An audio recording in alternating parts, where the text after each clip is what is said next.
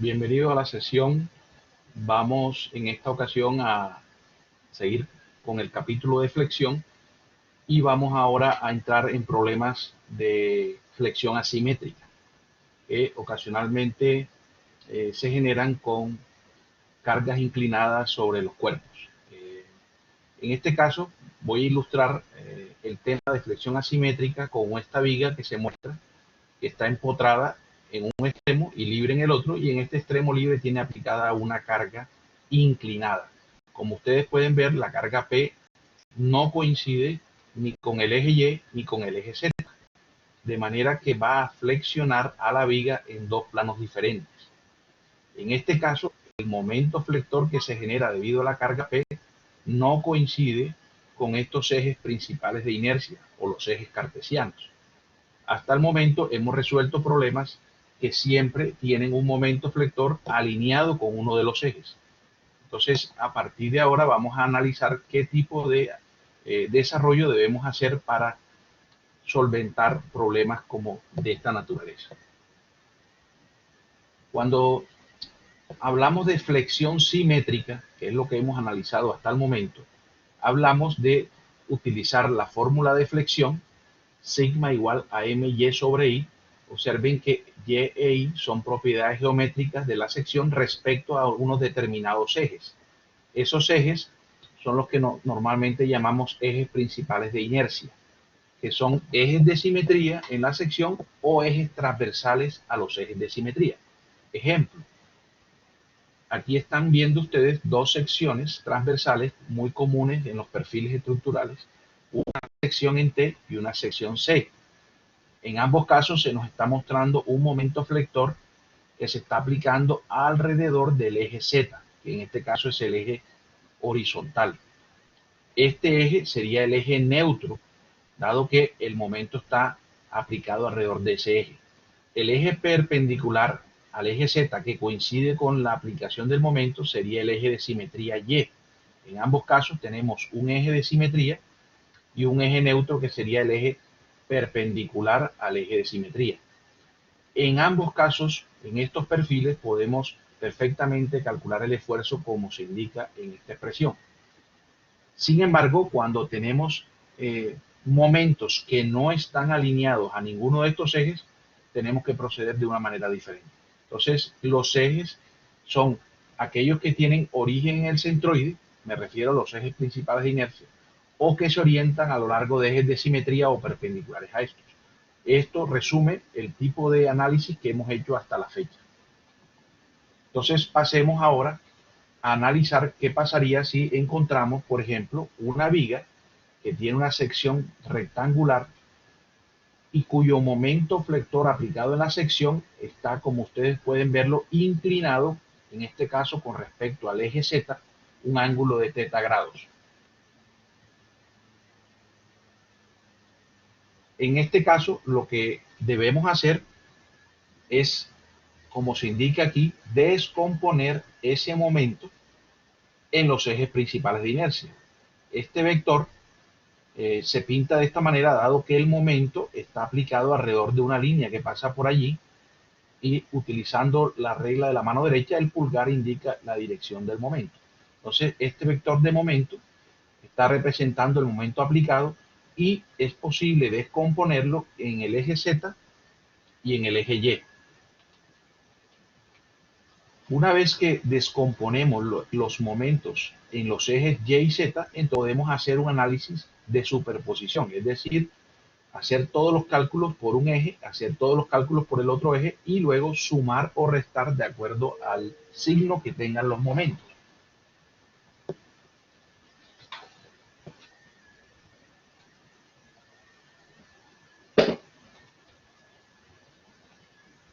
En esta figura estamos viendo la separación de los diferentes componentes que tiene el momento. En la primera figura tenemos el momento en Z que hemos descompuesto y sería el producto de m por el coseno de θ. Aquí tenemos el momento alrededor de Z, también representado vectorialmente. Y luego le sumamos la componente en Y, que sería el producto de m por el seno de θ. En este caso, la suma de estas dos situaciones es equivalente al momento que teníamos originalmente en una dirección arbitraria. Entonces, cuando hablemos de flexión asimétrica, se trata de descomponer el momento en los ejes cartesianos o los ejes principales de inercia. Básicamente sería resolver problemas tradicionales, pero en este caso se duplica el esfuerzo o el número de cálculos que hay que hacer. Analizando esta misma situación, vamos entonces a superponer los esfuerzos que produce cada componente de M. Vamos a analizar primero qué es lo que produce MZ sobre esta sección. Lo que están viendo allí es la distribución que este momento alrededor de Z produce sobre la sección. Teniendo en cuenta que MZ está aplicado alrededor del eje Z precisamente, pues este eje termina siendo el eje neutro con respecto a ese momento y por lo tanto los puntos que pertenecen a esta línea no tendrán esfuerzo. En este caso, de acuerdo a la dirección, si nos paramos en el eje Z positivo, estaríamos viendo una dirección antihoraria. Esa dirección antihoraria genera esfuerzos de tensión en toda la base, es decir, todas estas fibras que están en el borde inferior estarán sometidas a tensión, mientras que las fibras que están en el borde superior estarán sometidas a compresión. Esta sería entonces la distribución de esfuerzo que genera el momento Z sobre la sección. A esta distribución le vamos ahora a sumar la distribución de esfuerzos que produce MY. Observen que MY ahora está generado o producido alrededor del eje Y. Por lo tanto, ahora el eje neutro se convierte en el eje Y. Los puntos que pertenecen a esa línea vertical no tienen esfuerzo. Y de acuerdo a la orientación visto desde el eje Y positivo, vemos que la orientación del momento lleva un sentido antihorario. Eso produciría que todas las fibras que estén a la izquierda del eje neutro estarán a tracción, mientras que las que estén a la derecha estarán en compresión. Por lo tanto, todos los elementos o las fibras que estén en el borde izquierdo están a máxima tensión, mientras las que están en el borde derecho estarán a máxima compresión. Bien, ¿cómo hacemos para superponer estas dos distribuciones de esfuerzo? Típicamente debemos analizar es lo que pasa en un punto. En este caso vamos a seleccionar la esquina superior izquierda de esa sección.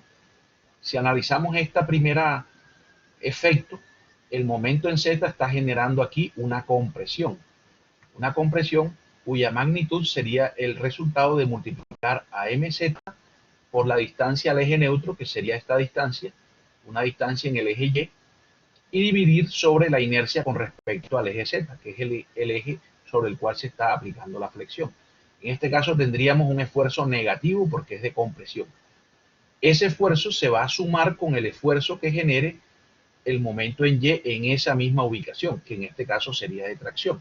De manera que si yo quiero calcular el esfuerzo neto en la esquina superior izquierda, tendría una ecuación compuesta por dos términos que se suman. En este caso, el primer término indica el esfuerzo que está produciendo MZ. Dado que es de compresión, se ha colocado un signo negativo. Y el segundo término sería el esfuerzo de tracción que está produciendo MY en la esquina. Dado que ambos son esfuerzos axiales, se pueden sumar porque están en la misma dirección, están en la misma orientación, sin embargo tienen dirección contraria, por eso se van a restar. Ese sería el análisis que haríamos para un punto. Si quisiéramos eso para cualquier otro punto de la sección, lo podríamos hacer, y un resumen de todo eso sería algo como lo que voy a mostrar aquí. Nuevamente, si quisiéramos sumar el efecto en la esquina superior izquierda, entonces yo tomo el esfuerzo de compresión que está causado en la fibra de arriba y lo voy a trasladar a esa esquina para superponer los efectos. Mientras que el momento de abajo lo que hace es producir un esfuerzo de tracción. Ese esfuerzo de tracción nos lo vamos a traer a la misma ubicación que teníamos antes y ahora están superpuestos los dos esfuerzos. De acuerdo a la figura, es posible que el esfuerzo de color rojo sea mayor en magnitud que el esfuerzo en color azul. Si esto fuese así, quiere decir que al restarlos quedará negativo, es decir, quedará ganando el signo negativo del rojo. Es decir, que esta superior izquierda va a quedar a compresión. De la misma manera podemos hacer el análisis de las otras esquinas, por ejemplo, la esquina superior derecha. En este caso, el esfuerzo que está causado ahí es el mismo esfuerzo de compresión que teníamos en la otra esquina. También lo podemos trasladar para hacer el análisis y hacer el análisis también del efecto del otro momento flector alrededor de Y. En este caso, el momento que genera Y es de compresión. De manera que en esta esquina superior derecha, ahora se están sumando los dos esfuerzos de compresión. O sea que si comparamos esta esquina con la izquierda, vemos que la esquina derecha tiene compresión pura y esa compresión va a ser mayor que la resultante de estas dos. De manera que este punto es más crítico en compresión que la esquina izquierda. De igual manera podríamos hacer el análisis para las esquinas inferiores. En este caso, las dos esquinas inferiores del momento con respecto a Z producen tensión, mientras que el momento con respecto a Y produce tensión en la izquierda pero compresión en la derecha. Si hacemos la superposición, nos quedaría de esta manera. En resumidas cuentas, vemos que el efecto en las esquinas no es el mismo en todos los casos. Por ejemplo, la esquina inferior izquierda, tenemos que los dos esfuerzos quedaron de tensión, así que los podemos sumar y quedará una tracción aquí. Mientras que la esquina opuesta lo que tiene es máxima compresión. Las otras dos esquinas tienen esfuerzos que se oponen. Algunos será mayor que otros, pero su magnitud entonces será menor que la de las esquinas donde los esfuerzos se suman. Si hiciésemos esto punto a punto, obtendríamos ya lo que sería la distribución total de esfuerzo sobre una sección que tiene cargas inclinadas. Para el análisis que acabamos de hacer, entonces la máxima compresión está en la esquina superior derecha, mientras que la máxima tracción estaría en la esquina opuesta, o sea, en la inferior izquierda. De esa manera tendríamos puntos críticos, sin embargo, sería también útil conocer qué pasa en el resto de puntos a lo ancho y lo largo de la sección.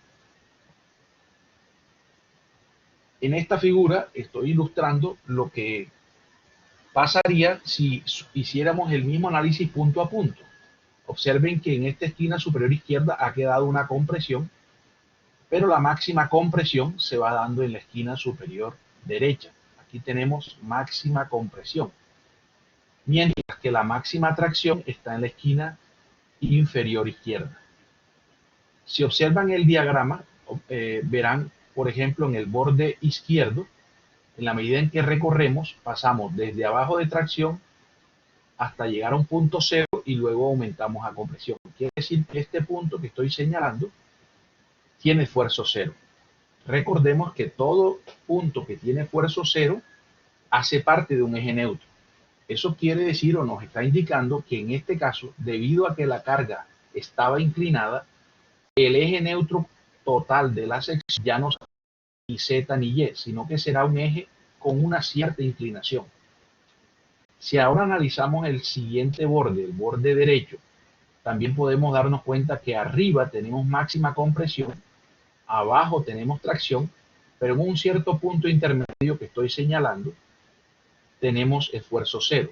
Quiere decir que también en ese punto tendremos una ubicación de eje neutro. O sea, en esos dos puntos que acabo de marcar, tienen esfuerzo cero y por lo tanto el eje neutro de esta sección se ha girado una cantidad alfa.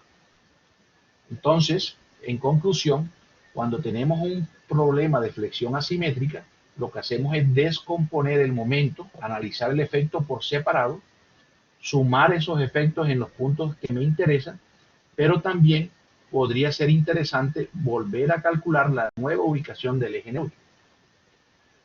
Por algún desarrollo matemático es posible demostrar que la orientación del eje neutro se puede calcular con la expresión que estoy mostrando. Tangente de alfa, siendo alfa precisamente la inclinación del eje neutro respecto al eje z.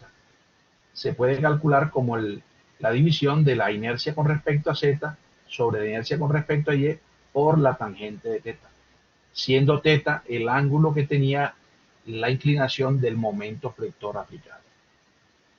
Este es el análisis que debemos tener en cuenta para hacer o resolver problemas de flexión asimétrica.